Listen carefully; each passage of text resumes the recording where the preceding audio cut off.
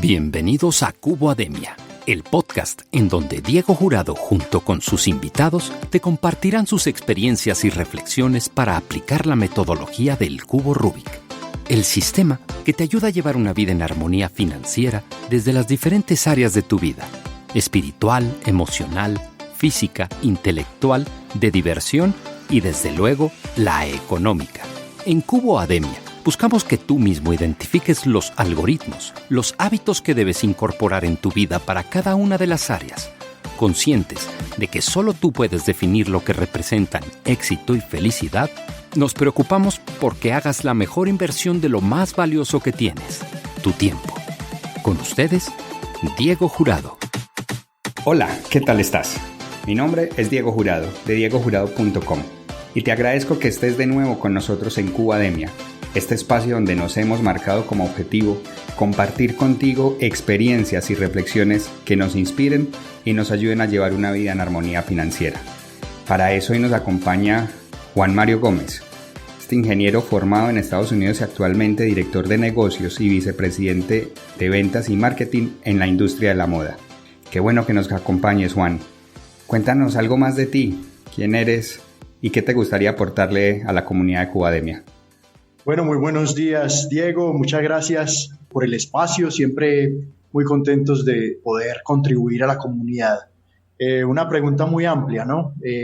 Pues yo considero que lo que me mueve realmente es mi pasión por crear. Siempre ha sido una pasión que me ha acompañado desde muy pequeño, que me ha llevado por unos caminos muy interesantes, me ha llevado a cometer algunas locuras que finalmente pues me han permitido crecer como persona, ser humano, y en ese camino de aprendizaje, pues lo que me ha gustado es compartir estas cicatrices que finalmente se van generando de todas estas situaciones. Así que, muy contento de estar acá de nuevo y de compartir todas estas experiencias. Cuéntanos brevemente esa historia, en este caso, Juan, casi que desde que salimos del colegio. ¿Qué es esa pasión por crear? Un breve cuento ahí de tu historia. No muchas personas conocen esta historia. Vos la viviste de primera mano, pero siempre en el colegio uno va desarrollando tu personalidad y va descubriendo qué le apasiona, qué no, y en esa búsqueda de aceptación de pronto algunas veces también cometemos muchos errores, pero finalmente, como te decía antes, de ahí es que se aprende y se crece. En esos momentos yo recuerdo mucho una pelea interna entre ser muy aplicado y realmente hacerlo muy bien en mis estudios, y por el otro lograr una aceptación de mis compañeros y mis amigos, porque no necesariamente el que le iba bien era el que lo aceptaban, digamos, en esos círculos sociales. Entonces era esta disyuntiva constante de cómo me debo comportar, que me llevaba de pronto a hacer cosas donde invitara a ambos lados a contribuir. Y recuerdo mucho un acto que debíamos hacer y teníamos que presentar un montón de eventos que sucedían ese año por ser el grupo de 11, creo que estaba cumpliendo el año, si no estoy mal, 60 años o algo así, y teníamos que hacer este evento y nadie tenía como ideas. Yo digo, hagamos un circo y presentamos en medio de ese circo un montón de cosas. Y en ese proceso, porque había que conseguir dinero para poder montar todo el evento, había que desarrollar guiones para que la gente pudiera saber qué hacer, yo me sumergí en el evento y realmente dejé la imaginación volar alrededor de cómo hacerlo. Y fue en ese momento que realmente me di cuenta que ese tipo de cosas me apasionaban: inventar, crear. Y fue desde esa experiencia que fui construyendo un montón de temas alrededor de lo que me gustaba en la vida profesional. Luego en el ámbito personal también tenía una disyuntiva muy grande, y era, gustándome crear, pues levantándonos en una sociedad tan machista, de pronto las carreras de diseño no eran muy bien recibidas por la familia en ese momento. Entonces, mi papá, siendo ingeniero, también me impulsaba mucho a venga una ingeniería. A mí me gustaba mucho también. Y termino luego en esa etapa de adulto joven, también en dos mundos que se encontraban de una manera muy graciosa, ¿no? La ingeniería por un lado, y mi gusto por la ropa que se va desarrollando en trabajos que tuve, porque tuve la oportunidad de ir a Estados Unidos. Mi mamá vivía en Estados Unidos en aquella época, y yo iba y trabajaba mucho en temas de ropa, estampación, desarrollo de prendas deportivas. Entonces me gustaba mucho, y empiezo en esos dos mundos también, y a combinar un poco la estructura que me brindaba la ingeniería con ese espacio de creación que podía desarrollar en estas compañías en las que trabajé. ¿Cómo defines crear? Lo has comentado ya varias veces, es tu pasión. ¿Cómo defines crear? Realmente todo parte de la conceptualización. Y justo esta mañana meditando encontraba un espacio para profundizar en algo que ha venido sucediendo todas estas semanas alrededor de la pandemia. Y es que por el afán que muchos tenemos de reinventarnos, de rehacer, de crear, terminamos en conversaciones donde no necesariamente estamos escuchando. Entonces yo creo que parte fundamental del proceso de creación es escuchar.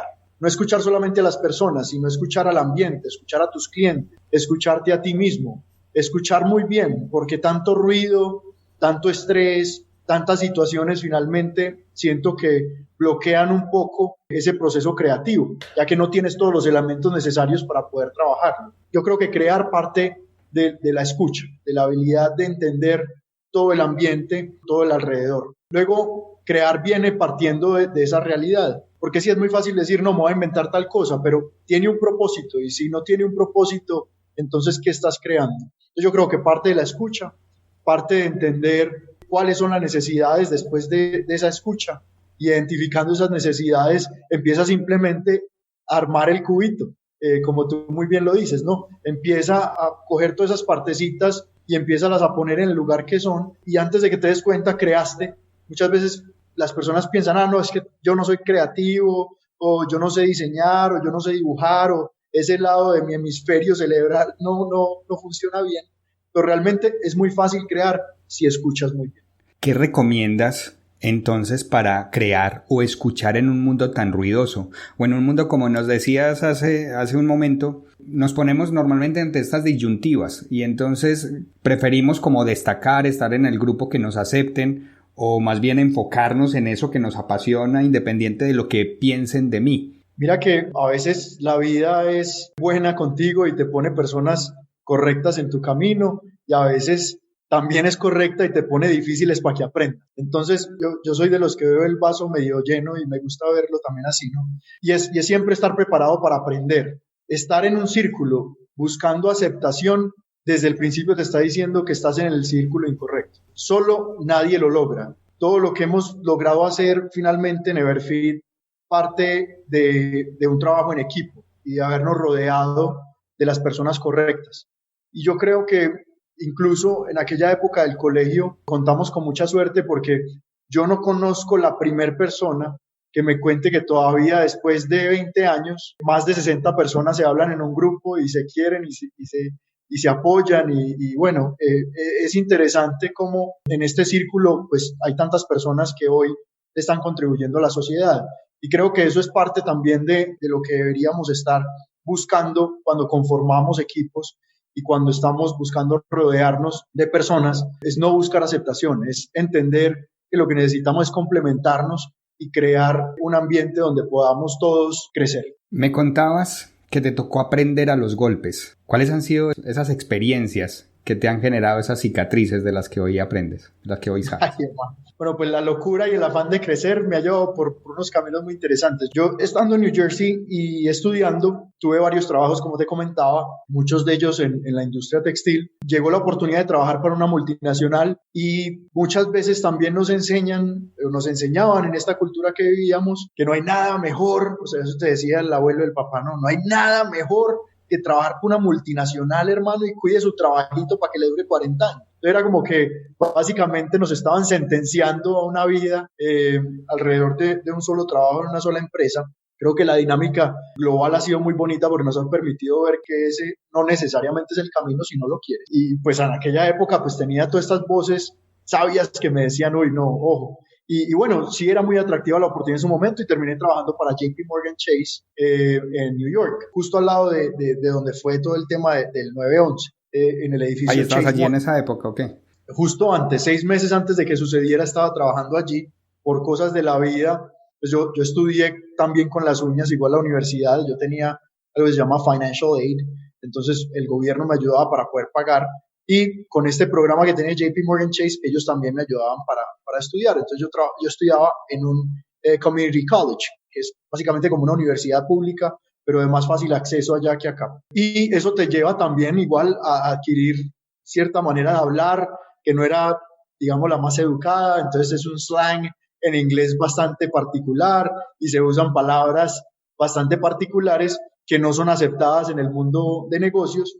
Y bueno, yo hablando mi inglés particular, pues hago un comentario a mi jefe y me echan por hacer un comentario que ellos denominaron racista. Entonces, ya en aquella época yo vivía solo en New York. Mi mamá se había mudado a Miami y yo no tenía ningún familiar allí. Y me quedo sin dinero y yo no tenía muy buena educación de manejo financiero. Entonces, me gastaba todo el dinero en bobadas. Entonces, no tenía ni para pagar el arriendo. Así que llego donde un amigo que me ofrece un trabajo y terminamos vendiendo carros de la Ford en cuestión de 2 o 3 días después de que me echan. Estando en ese proceso de ventas, en aquella época el acceso a Internet no era como es ahora, entonces la gente no estaba tan educada en cuánto podía o no valer un carro. El jefe de ventas, recuerdo, me dice, hermano, aquí vinimos a hacer plata, usted lo que necesita es vender los carros usados, los nuevos, bueno que los venda, pero los usados es los que más plata se le saca, y mientras más plata le saque a la gente, mejor. Y a mí eso me cayó horrible, hermano, y yo dije, bueno, pues necesito vivir, necesito comer, voy a empezar a vender. Y me di cuenta que tenía una habilidad para convencer a la gente. A mí nunca me había gustado vender. Y empecé a vender y fui el Rookie of the Month. Vendí más carros que cualquiera que estuviera ahí. Creo que vendí como 13 o 14 carros en un mes. Un promedio como de un carro cada 2 días, que es bastante alto. Y al final del día me iba para la casa y me sentía horrible. Tenía dinero, pero me sentía horrible, me sentía vacío, me sentía mal. Me empezaron a llamar luego, oye, mira, el carro le falló esto, lo necesito devolver. Viejo, tú firmaste una cláusula que era como era, ya es tuyo, y me sentía horrible. Entonces, finalmente duré solo como un mes, como 5 semanas en este trabajo. No pude cargar este tema emocional, ya me estaba matando. Y decido vender todo, montarme en el carro e irme para Miami, donde mi mamá de sorpresa. Caigo allá sin trabajo y estuve la única vez en mi vida que he estado sin trabajo. 2 meses sin trabajo, 2 meses buscando trabajo, no encontraba, estaba muy difícil. Miami era una cultura muy diferente a la de New York. Entonces finalmente consigo algo en ropa, que era lo que me gustaba, y cuando pensé que ya había pasado todo este tema, pues arranco a trabajar y contento. Como te contaba, estaba en JP Morgan Chase, me echan, voy a vender al Ford. Estoy en Ford un mes, me voy para 3 meses, entro a trabajar, faltaban 3 o 4 meses para el 9/11. Yo pensé que ya todo había pasado, ya mis problemas financieros se habían solucionado, tenía un trabajo, empiezo a trabajar muy bien, viene el 9/11 y en cuestión de semanas cierran la empresa. Entonces era una constante evolución de todas estas situaciones difíciles. Incluso recuerdo en conversaciones con distintos amigos del colegio o nuevos amigos pues de Estados Unidos, y me decían, uy, hermano, pero ¿usted qué le pasa? ¿Usted por qué no le salen las cosas bien? Y yo, sin embargo, decía, no, ¿cómo así? Es que a mí no me está yendo mal, yo estoy bien, yo estoy tranquilo. Pero la gente desde afuera igual, incluso los más cercanos, te critican mucho. Como, hey, hace algo con tu vida. Y muchas veces tiramos esos juicios pues sin saber qué está pasando en la vida de las personas o en su mente. Termino finalmente pues aceptando que viene el 9/11. Y uno de los socios fundadores de esta compañía me dice, Juan, yo veo como unas capacidades de aprendizaje en vos, montemos una fábrica en México porque se van a necesitar unas producciones pequeñas, aunque no estén comprando grandes cantidades, igual van a tener que seguir vendiendo porque hay incertidumbre, pero van a comprar. Montemos una fábrica en México chiquita y nos asociamos. Yo era un pelado de 22 años creo, acabo de graduar sin dinero, llevado, lo único que tenía era un carro. Le digo, Dave, un judío, le digo, Dave, yo no tengo dinero, ¿cómo así que me asocie con vos? Sos un empresario, tenés un montón de conocimiento. Me dice, no, vos tenés madera, te quiero enseñar, vos sos capaz de montar esa fábrica, yo te doy el 25% del negocio y arranca. Entonces finalmente invitó a otra persona que también se fue conmigo. Ambos teníamos el 25, el otro socio el 50, y montamos esta fábrica. Antes de empezar a producir, ya teníamos órdenes de compra pequeñas para arrancar. Entonces fue un proceso muy bonito de aprendizaje, fue una gran universidad alrededor de todo el tema textil y confección, porque allí me tocó aprender a soldar anaqueles para poder montar la tela, ya aprendí a cortar de la mano de estos cortadores de toda la vida mexicanos, aprendí a coser y a conocer las distintas máquinas. Entonces fue una universidad muy bonita. Y cuando crees que todo está bien y vuelves ese espíritu joven, irreverente de estoy en el cielo, y se te vuelve a subir la cabeza por allá en las nubes, viene un huracán. Y por favor, la gente de la costa yucateca, esta es una alerta máxima, evacúen por favor, y todos los que se encuentran en un lugar seguro no salgan. De nada sirve que vaya a ninguna o por ninguna carretera. No. El huracán Isidor en 2003 le azota a Mérida, Yucatán, y se queda en Yucatán un rato estacionario. Bueno, llega el huracán, yo estaba en mi casa tranquilo, de cemento, no pasa nada, yo escuchaba el agua, pero dormí súper bien. Cuando me levanto al próximo día y empiezo a ver a mi alrededor árboles, ramas, cables eléctricos en el piso, y bueno, llamo al socio, nos montamos al carro y arrancamos a ir, y nos tocaba parar en distintos lugares para levantar cables eléctricos que estaban en el piso sin saber si estaban o no estaban funcionando. Pero era el afán y el estrés de llegar a la fábrica a ver qué había pasado. Luego que la fábrica la tenemos en un pueblito que se llama Sellé, las afueras de Mérida, México, como a 20 minutos de Mérida. Mérida es una ciudad que en aquel entonces tenía más o menos 1 millón de habitantes, una ciudad intermedia, y Sellé, un pueblito con muy poquitos habitantes. Pensaría yo que no tendría más de 500 habitantes, 800, muy pequeñito, una plaza pequeña. Allá no se acostumbra como acá a tener la iglesia en la mitad necesariamente de la plaza, no hay mucho para hacer, es un pueblo bastante precario. Entonces realmente uno de los centros era la fábrica, porque era el lugar donde más trabajo se generaba en aquel pueblo. Entonces en lo que llegamos, nos bajamos del carro, vemos que la fachada está intacta y dijimos, bueno, descansamos, no pasó nada. Y estábamos muy nerviosos en la llegada, esperando que todo estuviera en el piso, porque habían prendas que estábamos confeccionando, particularmente de color rojo, que era súper vistoso, colgadas de ramas y de cables en el camino de la entrada al pueblo. Entonces pensamos, Dios, esto se cayó. Cuando vimos la fachada en pie dijimos, no, de pronto se volaron unas tejas y voló algo de ropa. Bueno, todo está bien, las máquinas, gracias a Dios. Abrimos la puerta y lo único que estaba ahí, como dice la estrategia del caracol, era su pintada, su fachada pintada, era lo único que estaba bien. Todo el techo encima de las máquinas, de las mesas de corte, toda la ropa mojada, todas las máquinas mojadas, esto era un desastre. Entonces empezamos rápidamente a recoger lo que se podía salvar. Vinieron muchas personas que trabajan en la fábrica a ayudar. Cuando terminamos de rescatar lo que pudimos rescatar, me dice uno de los trabajadores, don Juan, es que quería invitarlo al velorio de mi mamá. Y le digo, hermano, ¿cómo que al velorio de tu mamá? ¿Qué estás haciendo acá? Y me dice, no, es que usted sabe que el trabajito, pues también lo vamos a necesitar, y yo a ustedes los quiero mucho, y a la fábrica. Entonces por eso estaba ayudando, pero pues me gustaría que nos acompañara. Entonces, entender, así yo fuera un niño, pues estos eran los dueños de la fábrica que más trabajos generaban en este pueblo. Entonces era incluso difícil para una persona de una educación tan limitada dirigirse al dueño de la fábrica para decirle, venga a mi hogar, a donde está mi mamá muerta. Entonces yo valoré mucho eso y nos fuimos para esta casa. La casa era un rectángulo más o menos de 8x4. En ese rectángulo vivían 10 personas. En Mérida y en Yucatán es muy común dormir en hamacas porque la humedad es demasiado alta. Incluso en las casas pues de personas de un estrato más alto optan muchas veces por dormir en hamaca, entonces no es extraño. Pero estaban sus 8 hamaquitas contra el muro, y en la mesa, la única mesa que era comedor, escritorio, cocina, ese día era mesa de velación, y estaba su mamá envuelta en la ropa que había volado de la fábrica, en la tela roja, era una momia roja, y este rectángulo estaba inundado más o menos a 1 metro o unos 60 centímetros de agua. Y recuerdo muy bien un niño de estos que salen en las películas, barrigoncito, sin camiseta, parado enfrente de su abuelita, mirándome a mí y parando de llorar porque vio al dueño de la fábrica en su casa. O sea, era un encuentro de emoción, una situación demasiado diferente. Y llega este muchacho y me dice, bueno, gracias por acompañarnos. Aquí está mi mamá, qué pesar, se nos murió de un infarto. Usted sabe que en el pueblo no hay carros, entonces no la pudimos llevar a ningún lado. Y yo me tomo 2 minutos para absorber esa situación. Entonces yo venía de mi casa, muy asustado porque se había caído una fábrica.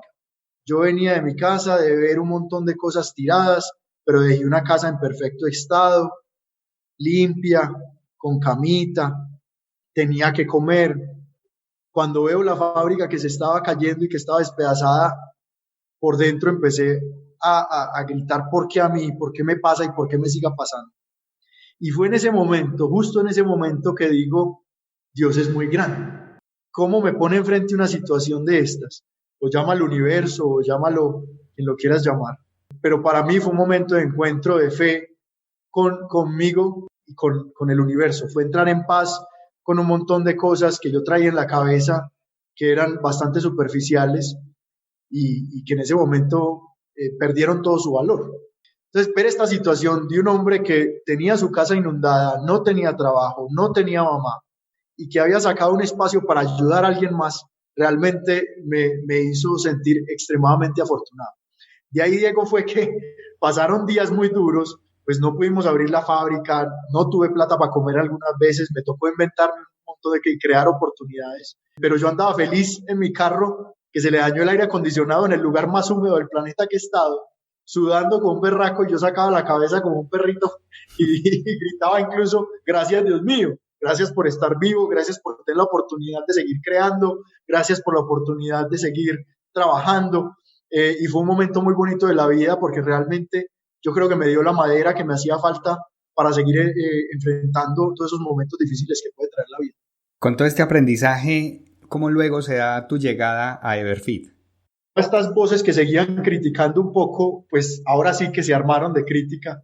Decían, vos estás loco, Juan, devuélvete para Colombia, ya se te cayó la fábrica, antes no conseguías trabajo, ya para dónde vas a pegar, no te quedes allá. Yo dije, no, yo salgo de acá, pero yo salgo de acá con algo. Empecé a buscar clientes para venderles máquinas. No encontré muchos, algunos me compraron algunas cositas, pero digamos que eso era para la comida.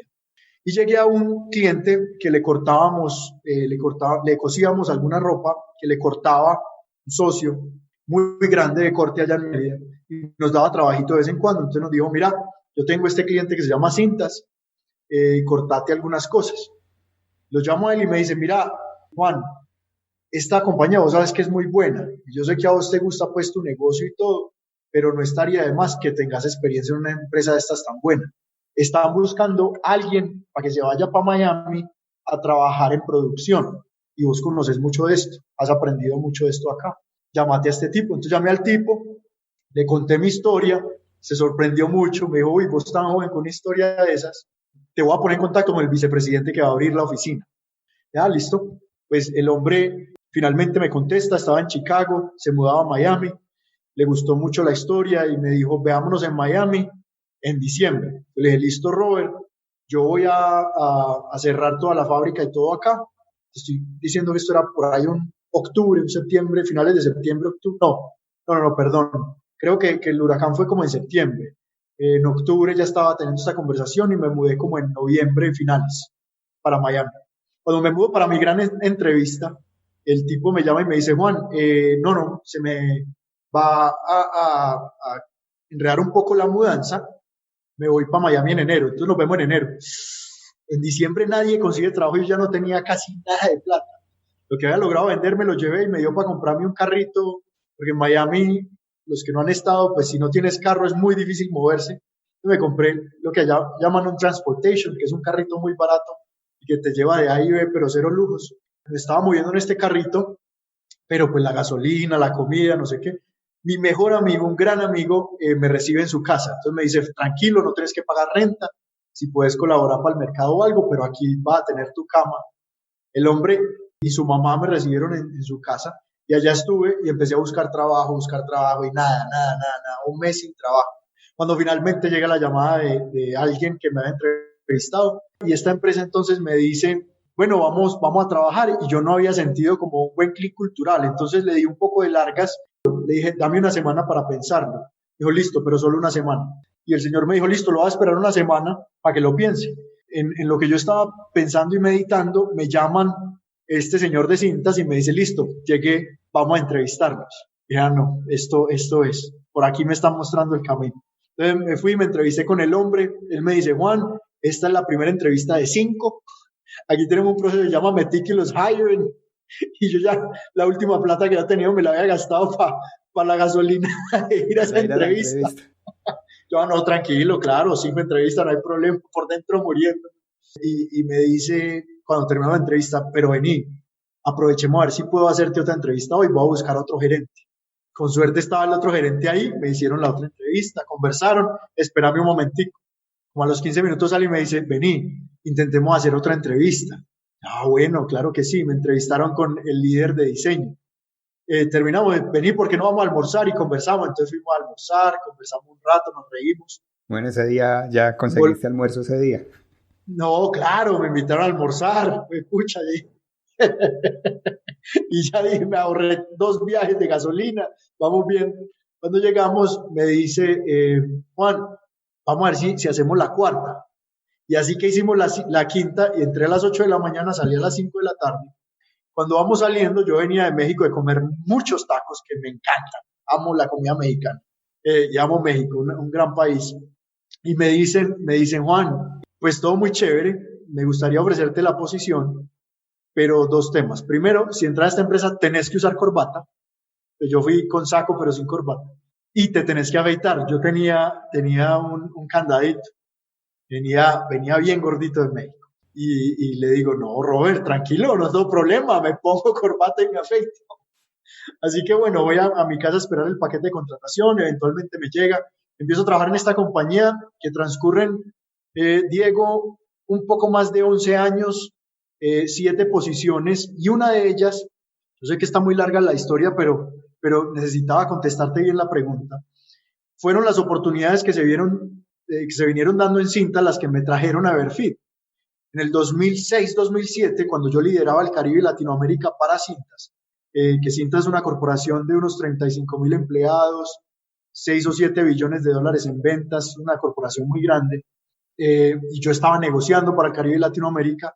Ya en ese momento, en esa época, conozco varias gente de la junta directiva de Sura que estaban manejando Everfeed, y bueno, tratamos de hacer un negocio que no salió con Cintas, pero eventualmente se crearon ahí unos lazos interesantes con varias personas y me invitan a ser parte del proyecto eventualmente por allá en el 2000, finales del 2013, donde ya mi vida personal también me había traído otras enseñanzas y estaba también en otro momento de aprendizaje de vida, ya más a nivel personal que laboral.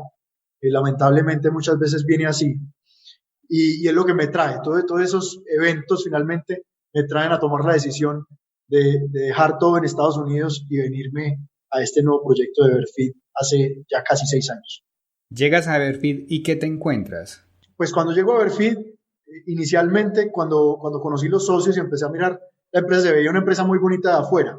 Everfeed siempre ha tenido un tema humano que me ha gustado mucho, y es que la gente adora la compañía, adora lo que hace, lo hacen con mucho amor, y eso realmente se refleja en el ambiente de trabajo y en la cultura corporativa. Pero finalmente pues se veía como un negocio muy viable, tenía unas ventas interesantes, había generado un EBITDA positivo y se veía como que la estaban volteando. Uno cuando va aprendiendo en la vida, a veces yo creo que piensa que sabe mucho y la vida te sigue recordando que no sabes tanto. Yo sabía mucho del área comercial y del área creativa y realmente de la industria textil, confección, pero no sabía nada, hermano, de lo que es un PIG. Cuando uno trabaja para un papá rico, uno proyecta meses de pérdidas y eso no importa. Y uno cree que así es el mundo. No, sí, no importa, me lo perdonan 2 o 3 meses porque como hago plata en los otros 6 o 7, pues no pasa nada. En el mundo real no es así. Si tú no haces plata un mes y no tienes flujo de caja, chao. Y es así de cruel.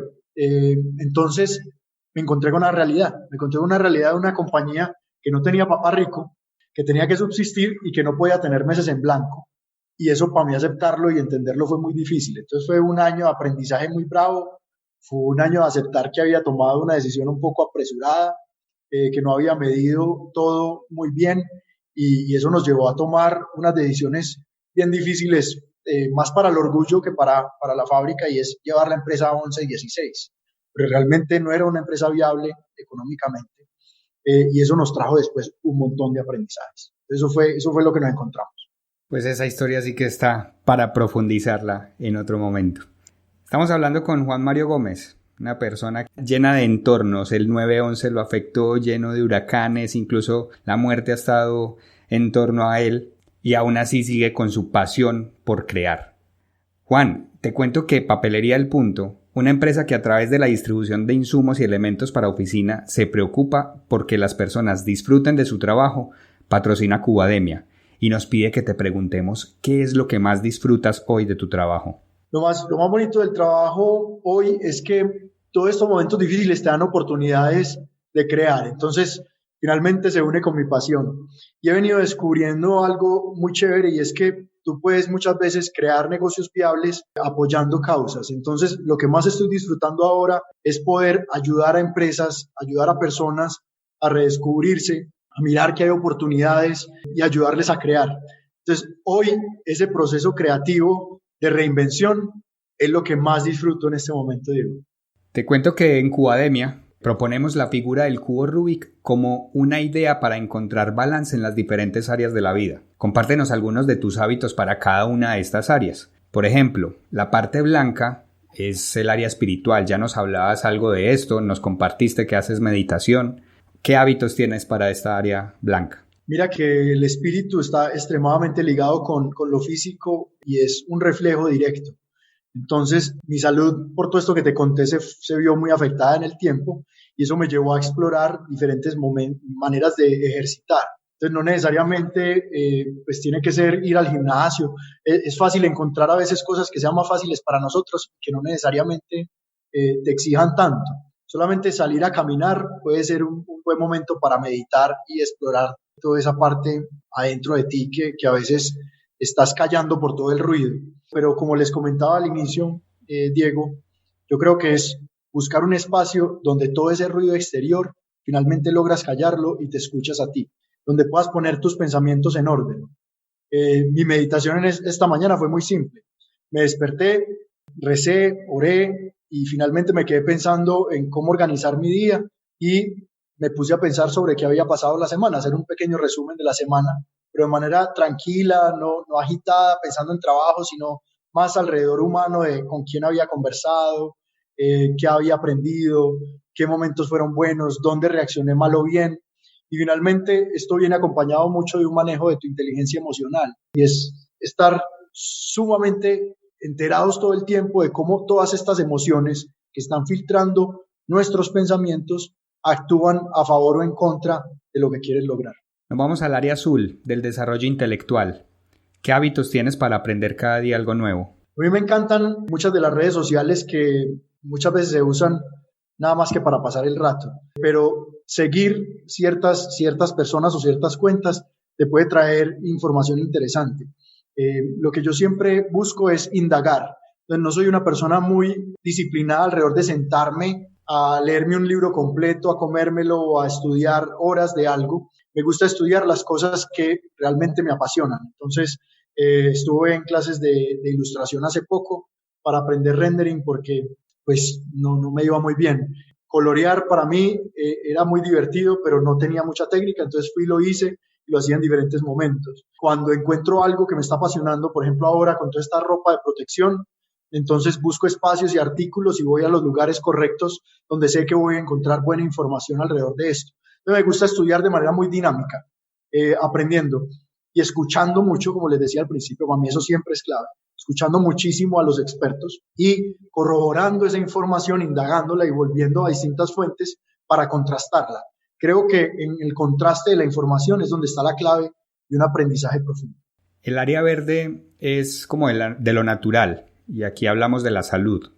¿Qué hábitos tienes para cuidar tu cuerpo? Yo a la fuerza tuve que aprender a comer bien. Yo comía a deshoras, no desayunaba porque tenía que salir corriendo al trabajo, no comía bien al almuerzo porque iba corriendo para una reunión, entonces me comía una hamburguesa en el camino, en cualquier drive-thru y pues de la noche a la mañana empezó esto a pegarme mucho en la salud.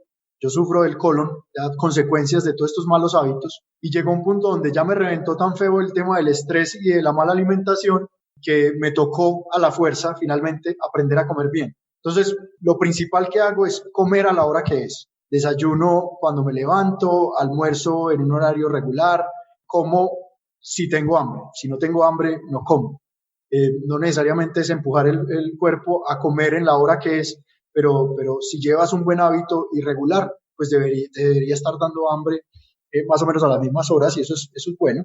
Me ha ayudado mucho vivir con estas secuelas del colon, una vida bastante normal y bien, y eso complementado con un ejercicio periódico. Digo que ahí todavía sigo trabajando un poco, porque muchas veces el ámbito trabajo, y más en estos momentos difíciles, me está dando un montón y no me está permitiendo hacer cronograma de ejercicios, pero creo que todos vamos a tener algunos demonios con los que vamos a tener que seguir luchando toda la vida, y es un constante esfuerzo. Y ese es mi constante esfuerzo, cómo encontrar el espacio, porque no es que no me guste, es que lo otro me gusta tanto que me dejo llevar y no saco el espaciecito. Entonces, sí, cuando me doy cuenta que no estoy haciendo mucho ejercicio, trato de balancearlo y ponerle extremo cuidado a la comida, y por lo menos buscar que sí pueda caminar y desplazarme o hacer algo para no estar sentado todo el día enfrente del computador. El área roja está relacionada con la pasión, y aquí es donde hablamos de las relaciones. ¿Qué hábitos tienes para mejorar cada día tus relaciones personales? Como les comentaba, yo creo que me enfoqué mucho en lo laboral inicialmente, y eso me enseñó que había que buscar balances en la vida.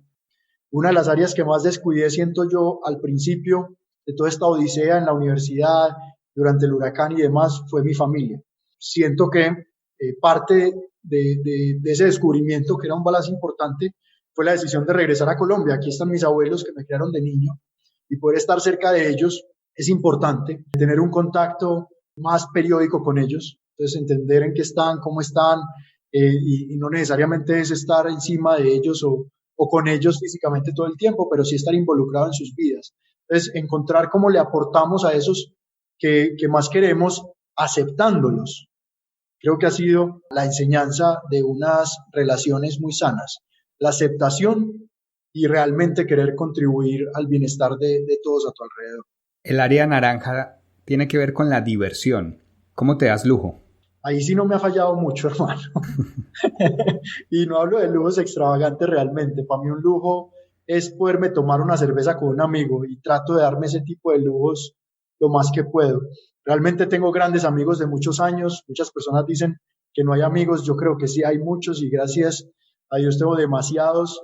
Incluso son amistades del colegio con las que todavía conversamos, buscamos un espacio, se siente el amor. Entonces, para mí eso es un lujo gigante, que todavía pueda conversar con personas que me aportan, que me quieren.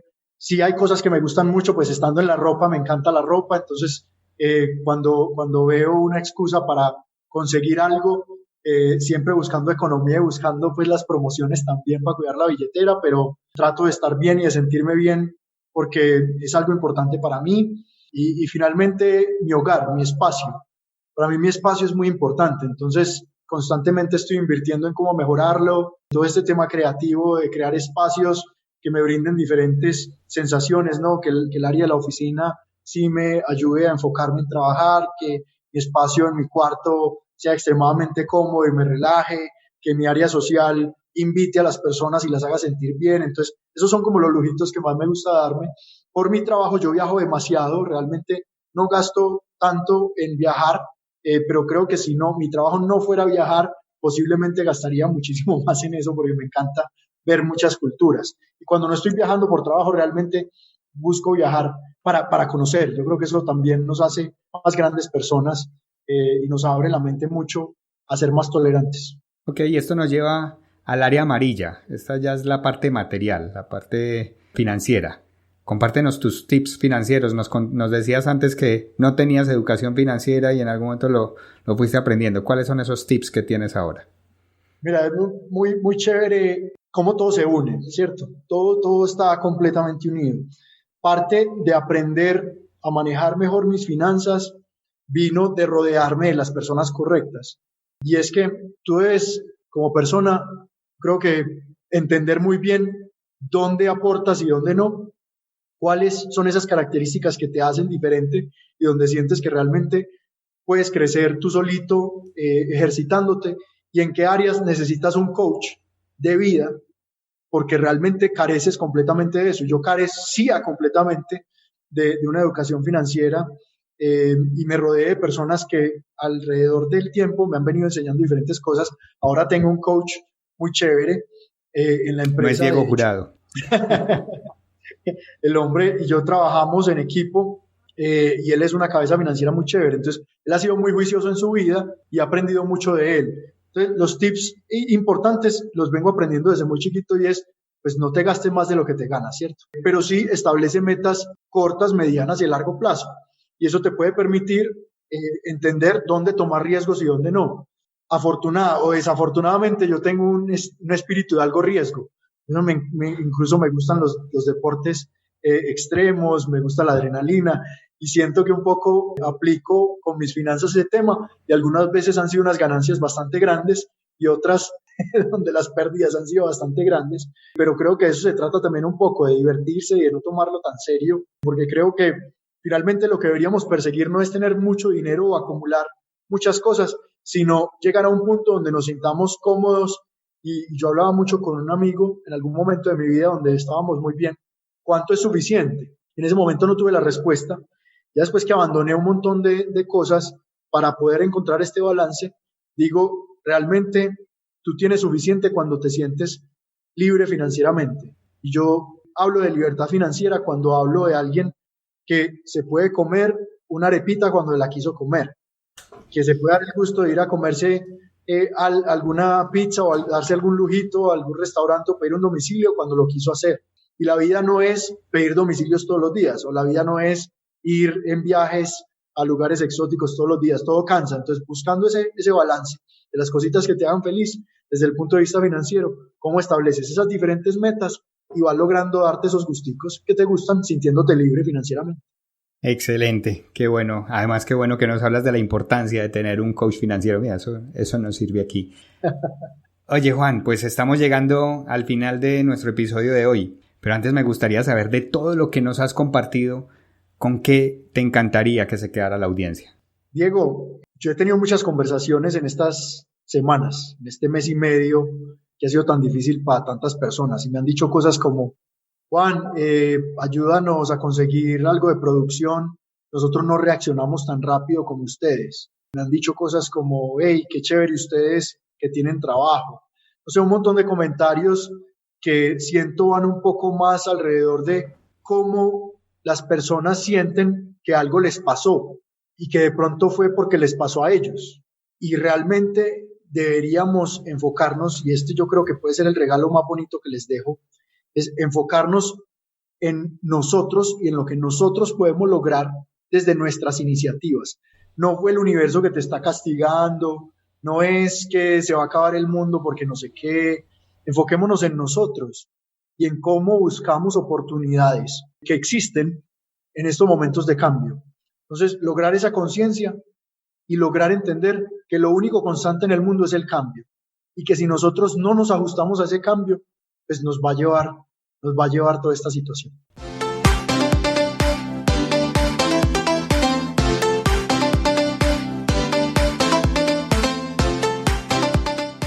¿Alguna pregunta con la que las personas se podrían quedar? ¿Qué pregunta consideras que se deberían hacer? Yo creo que ese ruido del que hemos hablado durante esta hora, yo creo que todos estos momentos difíciles que nos abruman, muchas veces nos llevan a una posición de quedarnos sentados en una esquina como el niño asustado esperando a ver que todo pase, o a ese punto donde nos ponemos la sábana esperando que se vaya el monstruo de la habitación. Yo creo que la pregunta es muy simple.